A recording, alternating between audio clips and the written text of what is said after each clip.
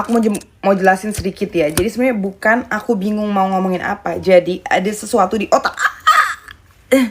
Ada sesuatu di otak aku ya. Jadi sebentar ya.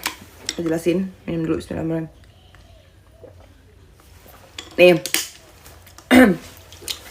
Jadi aku itu kalau misalkan ngomong pakai judul itu aku bisa ya. Karena udah ada tataannya di otak aku. Jadi otak aku itu sangatlah cepat untuk berpikir.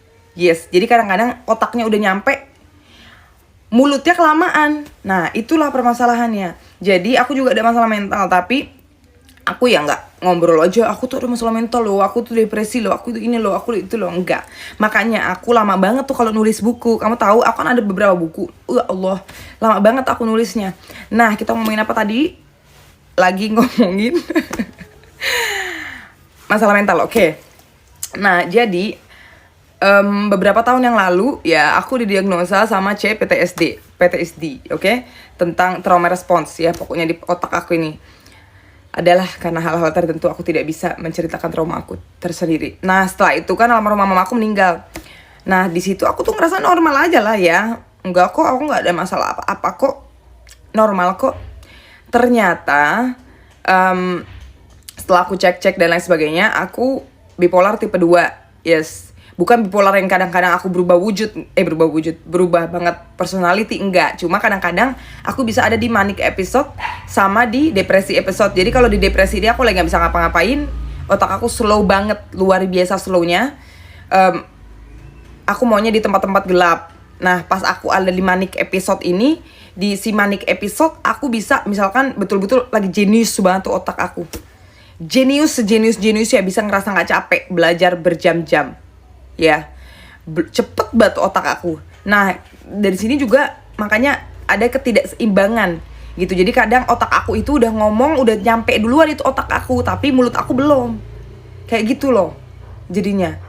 Jadi kadang-kadang itulah yang menyebabkan ngebug di otak aku itu. Ya, seperti itu ceritanya. Jadi bukannya aku bingung lagi ngomong apa, tapi jadi pas aku ngomong nih kayak gini nih contohnya aku contohin. Ini udah ada di otak aku tuh, udah nyampe gitu loh. Makanya karena aku juga struggle sama suami aku, apalagi kalau aku ngomong pakai bahasa Inggris kan, gitu. Nanti aku tiba-tiba nanya gitu, kamu ngerti kan? Terus nanti dia ngomong, nanti dia bilang, ngerti apaan? Baru ngejelasin secomot, tapi aku tuh ngerasanya aku udah ngejelasin banyak banget. Kayak mana ya? Ya masih latihan sih. Itulah yang tersulit. Makanya aku latihan juga untuk menjadi lebih serius gitu. Karena kan cita-cita aku menjadi motivator, makanya ayo dong dukung aku dong.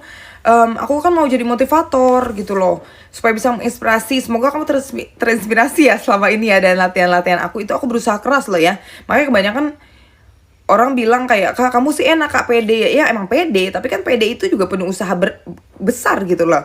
Yang besar, sangatlah besar. Aku belajar sehari berjam-jam ya untuk dapat berbicara seperti ini. Nah kamu lihat ya, dapat berbicara yang sangat lancar seperti ini kan gitu. Jadi bukannya aku nggak pede, tapi memang aku ada masalah juga tersendiri. Tapi bukan karena masalah itu aku tidak bisa berbicara, enggak gitu. Makanya ayo dong dukung konten-konten aku yang agak-agak berbicara tentang kepercayaan diri ya, karena itu aku serius banget. Dan aku belajar untuk konten yang serius itu tuh, aku belajar, bener-bener belajar ya. Jadi nggak cuma asal konten aja gitu. Jadi kayak gitu ceritanya ya. Dari masalah mental,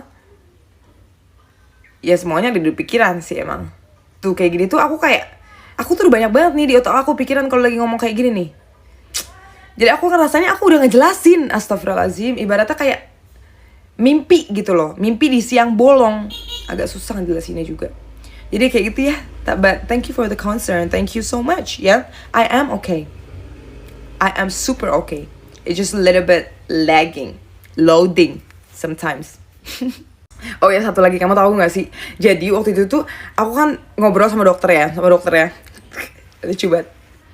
Aku ngerasa nggak ada apa-apa kan ya, tapi aku ke dokter karena waktu itu aku lagi parah banget maniknya, parah banget sampai kayak aku tuh nggak tidur gitu karena kerja gitu, dan nggak bisa tidur gitu karena memang otak aku lagi jalan banget.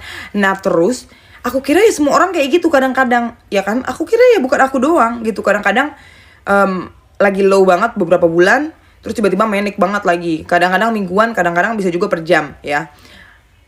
Lah dokternya bilang ya nggak normal Hayang gitu ya. Nggak kok, semua orang nggak kayak gitu, saya nggak kayak gitu. Terus aku bilang gini, masa sih dok, tapi kok aku ngerasain normal. Terus abis itu aku nanya dong ya kayak emang karena apa ya dok, kok saya bisa jadi kayak gini, emang kenapa dok? Terus kata dia gini, ya karena pengalaman hidup kamu yang berat, kamu pakai nanya. Karena menurut aku tuh kayak, karena saking aku tuh nggak self sabotage, nggak self victimize, jadi aku bener-bener ngerasa tuh aku bukan korban di dalam dunia aku. Jadi aku tuh nggak kayak kenapa sih aku terlahir seperti ini, aku tuh nggak pernah kayak gitu sama sekali. Jadi aku tuh ngerasanya kalau orang-orang tuh sama hidupnya sulit seperti aku, seperti pengalaman aku gitu loh. Tapi ternyata enggak. Aku ngakak banget. Emang ada beberapa orang yang hidupnya sangatlah sulit, kayak aku juga gitu kan, tapi tidak se-shocking aku. Beda gitu loh. Makanya dokternya sampai geleng-geleng kepala, dia bilang, ya dokter aja sampai pusing kenapa aku terlalu positif akan hidup aku gitu ya. Aku mencerita sedikit itu aja supaya menginspirasi kamu ya. Nggak usah pusing-pusing ya hidup itu ya.